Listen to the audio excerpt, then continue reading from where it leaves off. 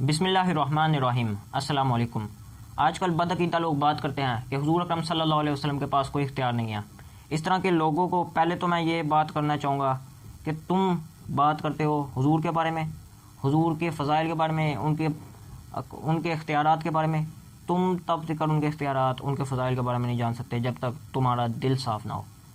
حضور صلی اللہ علیہ وسلم نے فرمایا، سن لو، جسم کا ایک ٹکڑا ہے، جب وہ صحیح ہوگا تو سارا جسم صحیح ہوگا، جب وہ خراب ہوگا تو سارا جسم خراب ہوگا۔ وہ جسم کا ٹکڑا انسان کا دل ہے۔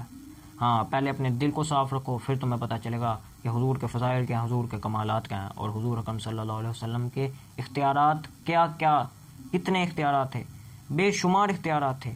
پہلے تو بات یہ دیکھو نا، اللہ تعالیٰ نے حضور کے لیے اس دنیا کو بنایا اور حضور کے پاس اختیارات نہ ہو، کیسی باتیں کرتے تم؟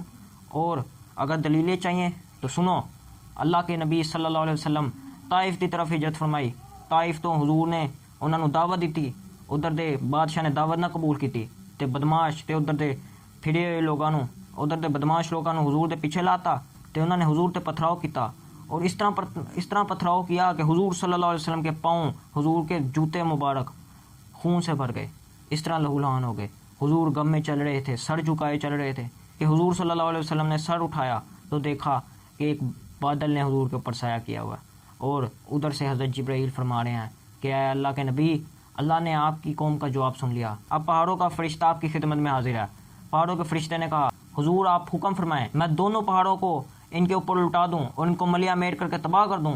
حضور آپ مجھے جو حکم دیں گے میں بجا لاؤں گا۔ حضور صلی اللہ علیہ وسلم نے فرمایا، نہیں، اگر یہ نہیں تو ان کی اولادوں میں سے کوئی دین اسلام پر چلے گا۔ تو دیکھو، اللہ تعالیٰ نے اپنے نبی کو اختیار دیا کہ آپ چاہیں تو ان لوگوں کو، اس قوم کو ملیا میٹ کر دیں، اس قوم کو تباہ و برباد کر دیں، اور اگر آپ چاہیں تو ان پر رحم فرمائیں۔ تو حضور کے پاس ایک اختیار نہیں، کتنے ہی اختیارات تھے۔ تم بات کرتے ہو اختیارات کی، انبیاء کرام کی تو موت بھی اختیاری ہوتی ہے۔ حضرت موسیٰ علیہ السلام کے پاس موت کا فرشتہ آیا اور آ کے کہنے لگا، اللہ کا بلاوا قبول کیجئے۔ حضرت موسیٰ علیہ السلام نے یہ سنتے ہی اس کی آنکھ پر تماچا مارا، اس کی آنکھ پھوٹ گئی۔ پھر فرشتہ اللہ تعالیٰ کے پاس گیا اور عرض کی، اے اللہ، تو نے مجھے ایسے بندے کے پاس بھیجا ہے جو مرنا ہی نہیں چاہتا۔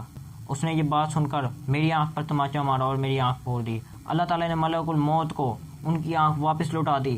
پھر اللہ تعالیٰ نے ملک الموت کو کہا کہ موسیٰ کے پاس جاؤ، میرے بندے موسیٰ کے پاس جاؤ، پھر اس کو یہ پیغام دو۔ ملک الموت حضرت موسیٰ علیہ السلام کے پاس آئے اور عرض کرنے لگے، اے اللہ کے نبی، اللہ کا پیغام ہے کہ آپ بیل کی کھال پر ہاتھ رکھیں، جتنے بال آپ کا ہاتھ ڈھکے گا، ہر بال کے عوض آپ کی 1 سال زندگی کو مزید بڑھا دیا جائے گا۔ تو حضرت موسیٰ علیہ السلام نے پوچھا، پھر کیا ہوگا؟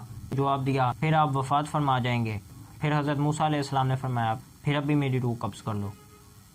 تو اللہ تعالیٰ کے نبیوں کے پاس اختیار ہے کہ وہ اپنی زندگی کو بڑھائیں یا گھٹائیں۔